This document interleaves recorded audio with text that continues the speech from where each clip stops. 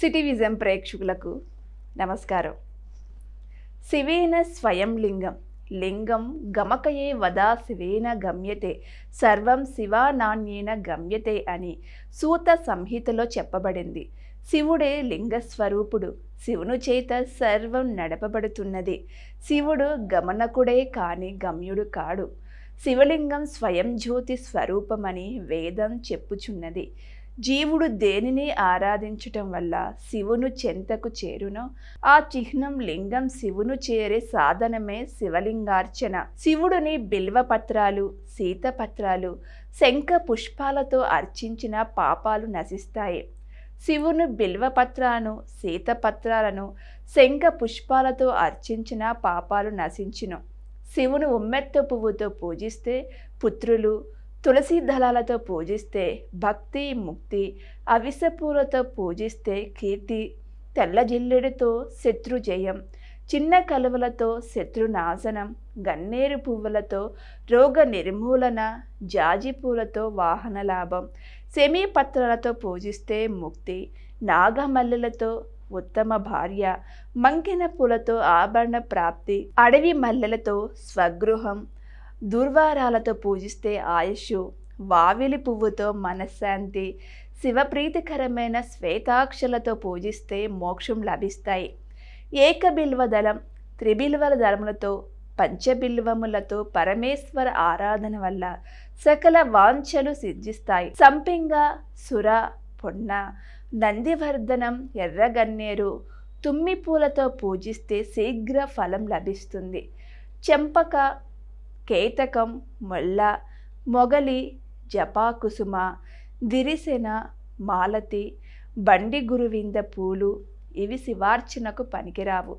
నేరేడు, దానిమ్మ, నిమ్మ, రేగు, ఉసిరి, పనస, మామిడి, అరటి ఫలాలు శివప్రీతి అయిన వానితో లింగస్వరూపుడైన పరమేశ్వరునికి అర్చించిన మహాఫలం కలుగును. సృష్టిలో ఎన్ని పుష్పాలు గలవో వానితో శివును అర్చించిన ఎంత ఫలితం కలుగునో దానికి 1,000,000 రెట్లు శివునికి విభూతితో అభిషేకించిన కలుగును. శివాభిషేక పంచామృతాలైన ఆవుపాలు, పెరుగు, నెయ్యి, తేనె, చక్కెర ఈ పదార్థాలన్నీ దేహానికి పుష్టిని, తుష్టిని అందిస్తాయి. కృతయుగమున రత్నలింగం, త్రేతాయుగమున సువర్ణలింగం, ద్వాపర యుగమున పాదరసలింగం, కలియుగమున పార్థివలింగం శ్రేష్టములు. కలియుగమున పార్థివలింగార్చన వలన ఫలమొందెదరు. విప్ప నూనెతో, నువ్వెల నూనెతో, ఆవు నెయ్యితో కాని శివునికి దీపం పెట్టాలి. శివుడిని నమ్మిన వారికి ఏ లోటు ఉండదు.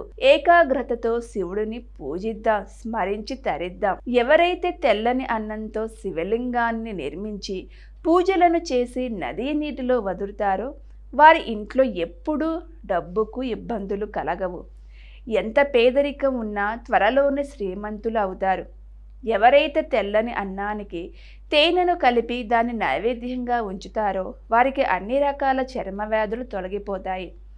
ఎవరైతే తెల్లని అన్నానికి తేనెను, పంచదారను, కొబ్బరిని కలిపి ఆ అన్నాన్ని కులదేవతకు నైవేద్యంగా ఉంచి అన్నదానాన్ని చేస్తారో వారికి అన్ని రకాల రోగాలు నయం అవుతాయి. తెల్ల అన్నం, శనగపప్పు వేసి పాయసం చేసి మీ ఇంటి దేవుడికి నైవేద్యం పెట్టి పాయసాన్ని దానం చేస్తే మీ ఇంట్లో అందరూ ప్రేమ అభిమానాలను కలిగి ఉంటారు.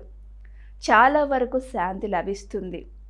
మనస్సులో ఉండే భయం, భీతి, బెదిరింపులన్నీ తొలగిపోతాయి. తెల్ల అన్నానికి నల్లని నువ్వులు కలిపి శ్రీ శనేశ్వరునికి నైవేద్యం పెట్టి నువ్వులను కాకులకు పెడితే మీకు ఉన్న పితృదేవతల శాపాలన్నీ తొలగిపోతాయి. అన్నాన్ని దేవుడికి నైవేద్యంగా పెట్టి దాని పశువులు తినేందుకు ప్రసాదాన్ని ఇచ్చి అవివాహితకు తాంబూలం ఇచ్చి నమస్కరిస్తే మీకు రావలసిన నగదు త్వరగా వచ్చి చేరుతుంది. సరిగా అన్నం తినని వారికి తెల్ల అన్నం, పసుపు, కుంకుమ కలిపి పూజ చేసి దిష్టి తీసి 3 దారులు కలిసే చోట పెట్టి వస్తే ఎటువంటి అన్నం దిష్టి అయినా తొలగిపోతుంది.